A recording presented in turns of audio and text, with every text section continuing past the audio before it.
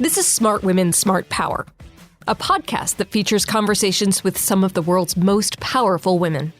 The threat, the security environment is rapidly changing, and it is incredibly complex. We feature thought leaders at all career levels, where we explore, among other things, the many contributions that women make to the fields of international business, national security, foreign policy, and international development. Does having women in positions of power influence the outcomes of decisions in these fields? Why or why not?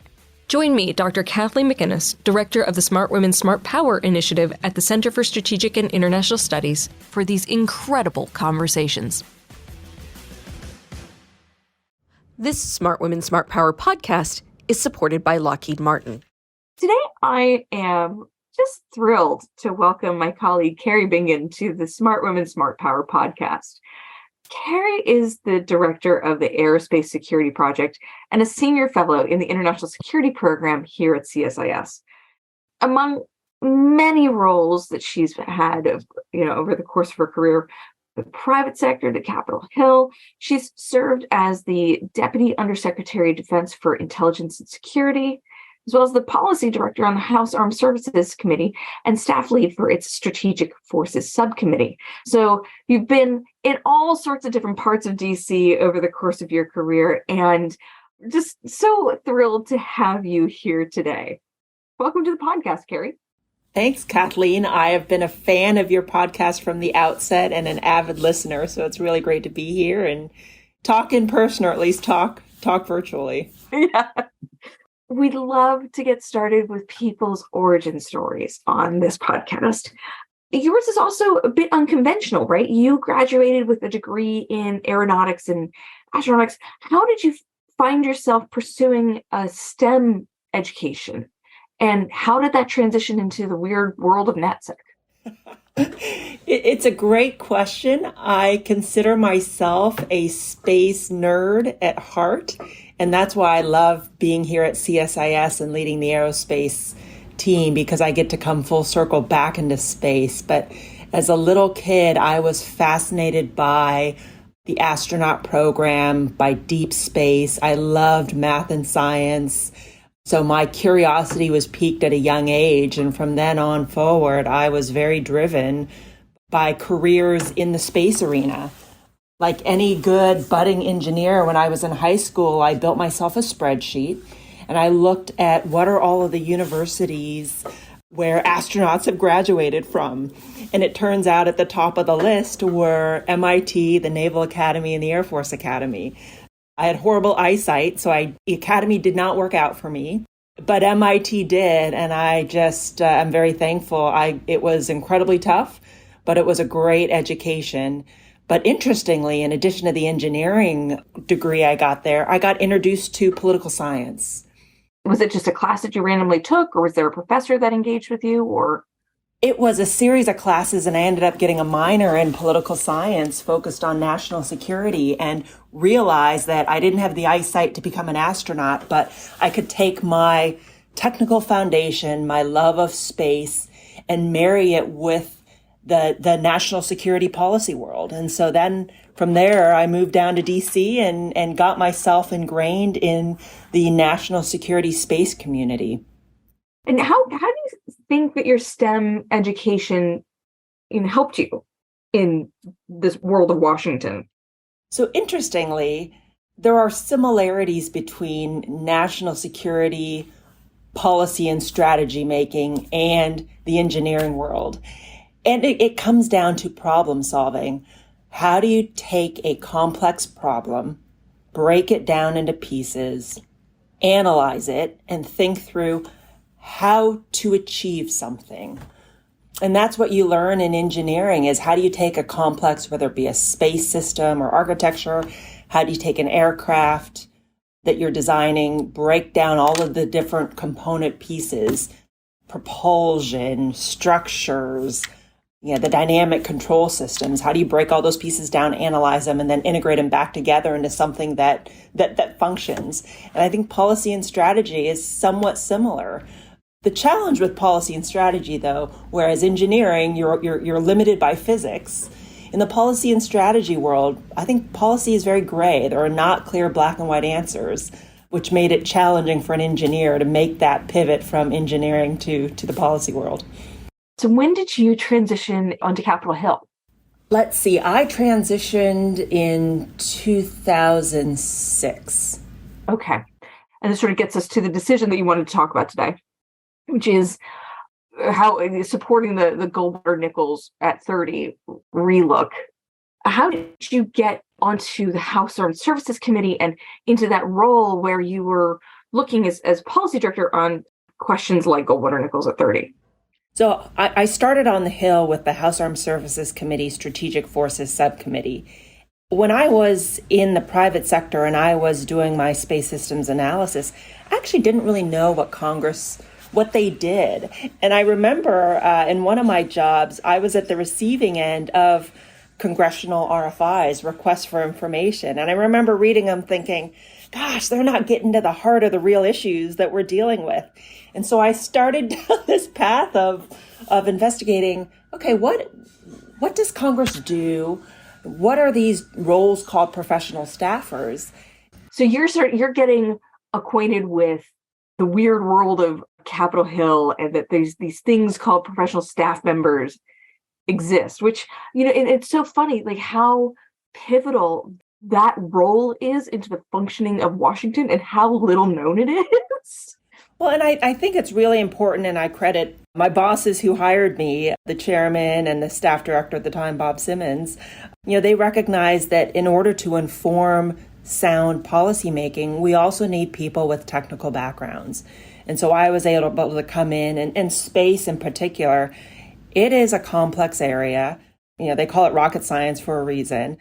For me, it was an opportunity to challenge myself and take my technical background and apply it to the policy and strategy world. I started with national security space, so the oversight, reviewing programs and budgets, helping members of Congress chart a policy direction on space. But once you get up there and you learn the processes and you work with members and you demonstrate performance, they'll throw more at you. So quickly they said, rockets and missiles, kind of similar physics. So take on missile defense, take on the nuclear weapons portfolio. You spent some time in the intelligence community, take intelligence. And so I worked strategic forces issues for several years, and it was just a fascinating perspective at a really pivotal time. Yeah. It also proves the age-old maxim, no good deed goes unpunished. Right? That's so true. And then I took a little time off, but then came back to the Hill as the policy director. They said, you've done the technical thing. Now let's stretch you further. And I wanted the challenge to be exposed to broader defense policy issues that the Congress and that the Department of Defense were wrestling with. And that's where you and I cross paths. Right. So I was working at the Congressional Research Service. Actually, my first job for CRS was working on what they were calling Goldwater-Nichols at 30. And I was pulled in specifically to do that. And I remember getting a call. I was actually in Oslo at the time. And I got a call from a colleague at CRS and said, hey, we're looking to hire somebody very quickly to work on this project on defense reform. It's a temporary gig, but it could lead to something more permanent down the line. Would you be interested? And I was like, well, sure. But of all the things to happen in Oslo, just being introduced to this project on defense reform and what it was going to mean for the department and re-looking at some of the structures that had been in place since 1986. It wasn't on my radar. Yeah, I don't think I realized that was your first gig at CRS. Yes. So for the benefit of our listeners, so what this whole project was about was taking a look at how the Pentagon was structured to be able to meet current and emerging security challenges. We could truly fill a Walmart with the amount of studies and reports on defense reform and how it needs to be done, that have been done over the years. But in 1986, Congress decided, because there had been operational shortcomings and Desert One fiasco, Grenada, like the services literally couldn't talk to each other. They decided to do this major relook at how the department was organized and whether or not the military services could talk to each other, and if basically the department could walk and chew gum at the same time. They concluded no, and decided to reform the command and control, primarily, like how the department was organized to command its military forces. That's why the combatant commands are so important today in terms of operations, because it designated them as the leads on actual global operations, and then the services, it specified that they would be doing the training and equipping, like building the capabilities that the combatant commands would use. So the Goldwater-Nichols process in the 80s, it took I would say 4 years roughly, and eventually culminated in the Goldwater-Nichols legislation. And again, the Department of Defense was not exactly happy about it. They thought that things were fine, but Congress prevailed. And it's one of the reasons, historians look back on this and say, one of the reasons that we were able to do the Persian Gulf War so effectively was because of Goldwater-Nichols. Fast forward 30 years, as I got introduced to the problem, some people were wondering if Goldwater-Nichols had gone too far, if there needed to be tweaks, what needed to be happening.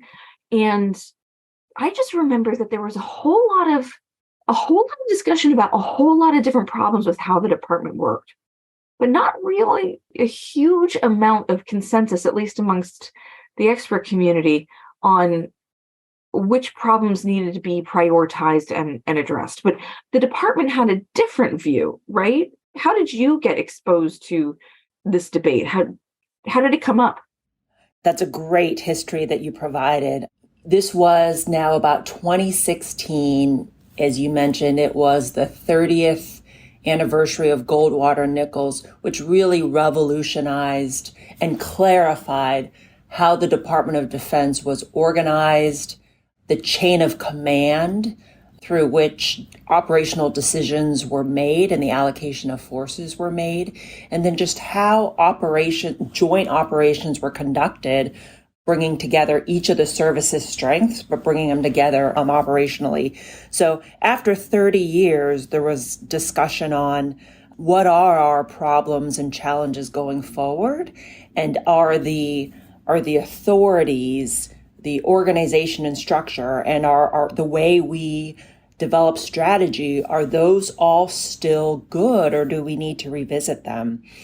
And so I always started with the problem and the challenge that was articulated by the Secretary of Defense, by the chairman at the time, and I think generally agreed by Congress, was that the threat, the security environment is rapidly changing, and it is incredibly complex. We're seeing greater transnational threats. We are seeing the rise of China, a resurgent Russia. Obviously, at that time, you still had a large counterterrorism presence. And the challenge with any of those threats is they don't stay confined to one country or to one region or combatant command, which is how we've structured our military planning and operations to date.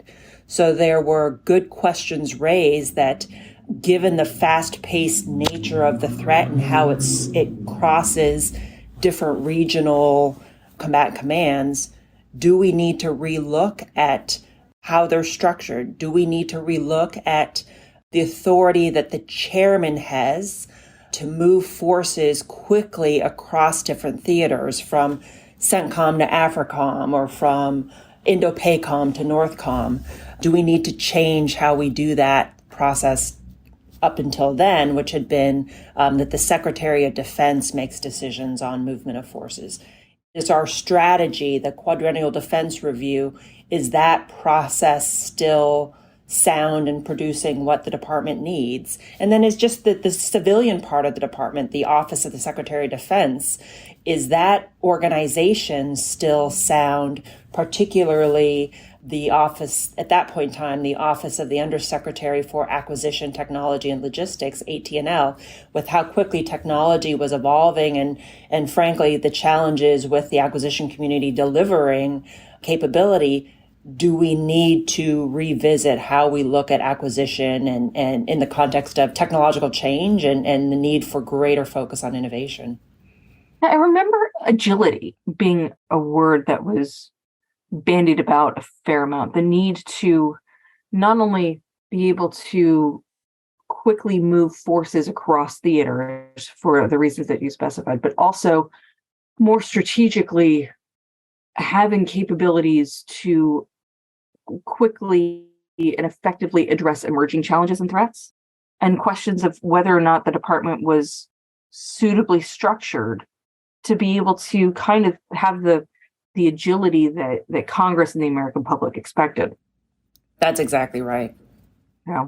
So what starts as a conversation on, nerdy Pentagon organization design kinds of stuff, quickly, when you talk about the role of the chairman and whether they should have the authority to move forces across theaters or to really be a global integrator, it quickly became one of constitutional and civilian military relations importance. Yeah?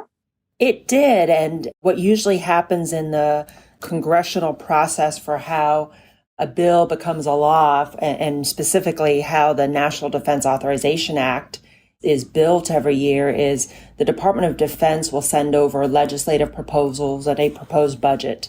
The president sends it over every year, and then the Congress unpacks it, they deliberate on it, and then they will mark up their legislation with their policy preferences as well as their positions on programs and budgets that then ultimately becomes law. Specifically on Goldwater Nichols is that year, this was fiscal year 17, the Department of Defense had proposed a relook at the chairman of the Joint Chiefs of Staff Authority. Up until then, the chairman's authority was focused on providing independent military advice to the secretary and the president. The Department of Defense's legislative proposal that year was to enable the Secretary of Defense to delegate his authority to the chairman to direct the transfer of forces across different theaters, and to give him this global integrator role so that he could look holistically across different regions and different functional areas. So I always had the impression, and this may be mistaken actually, that the department's legislative proposals, specifically in this area, were sort of like a bureaucratic Jew wanted to see something in terms of a reform package, and they just kind of cooked up something that would be reasonably acceptable to them. Maybe my impression of that back and forth is wrong. Did DoD drive the train on this?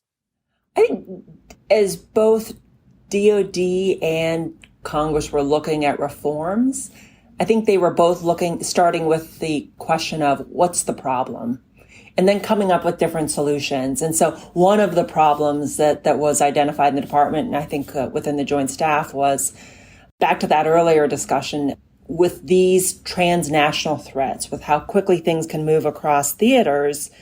Up until then, the Secretary of Defense had that sole authority as the civilian leader and undergirded by the principle of civilian control of the military. It was the Secretary of Defense who would make the decision to move forces across theater. Part of the rationale in the DoD legislative proposal was the SecDef's a really busy guy. Let's figure out ways that we can take things off of his plate. And this is an area where the chairman could be delegated the authority to move assets and move forces across theater. Right. And the constitutional question is we have civilian control over the armed forces, and the chairman was established as this person who provides advice to the president and to the Secretary of Defense, their best military advice. And this is where it's fascinating being an engineer who is now out of her comfort zone working these consequential policy and constitutional issues. But it was fascinating. What we ended up doing that summer is we convened, the chairman of the House Armed Services Committee, Mac Thornberry at the time, convened a hearing in July 2016 to bring thought leaders to the committee and discuss some of these issues, because at face value, yes, we could, the members and then the staff supporting them could sympathize with that challenge of, hey, things are going to happen very rapidly in crisis, in conflict, and you need to be able to move forces quickly. You need to be able to have that agility. But is the right solution then to delegate an authority that rests with the civilian leader of the Department of Defense to take that authority and now give it to a uniformed military officer in the chairman? And that was really the consequential issue that members were wrestling with. If we go down this path, does it erode that bedrock principle of civilian control of the military? At what point do you draw a line? Is it okay for the chairman to make decisions regarding the movement of K-9 units or maybe a reserve component or something like that? But for submarines, nuclear-powered submarines, for aircraft carriers, for destroyers, for F-35s, is that a decision that should only rest with the civilian or with the secretary? What's okay, what's not, and where do you draw that line? That was really challenging. And then I think the members of the committee also realized, hey, there's just so many assets and capabilities that the DoD has. How do we even craft into law where that line should be? Here are the systems that are yes, here are the systems that are no. And so we held this hearing, and actually Dr. Hamre, president and CEO of CSIS, was one of the key witnesses to help them think through these issues, the risks and the implications.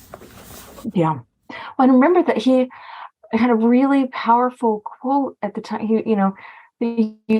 Inserting the chairman into the chain of command, which some might argue giving the chairman the global integrator role does.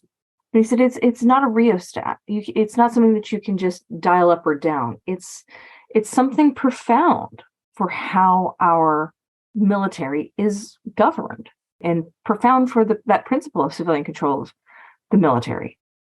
And, moving forward, sort of observing the department, and be very interested in your views on this too, that really became a point of tension in subsequent years, because at least as I heard it or observed it, the joint staff, the military components of the department over time became less and less connected to their civilian components in the preparation of plans and the sort of nitty-gritty nug work of how the Pentagon runs. The civilian and military sides got a bit disconnected, and there's a million different views because it's all bureaucratic politics, whatever.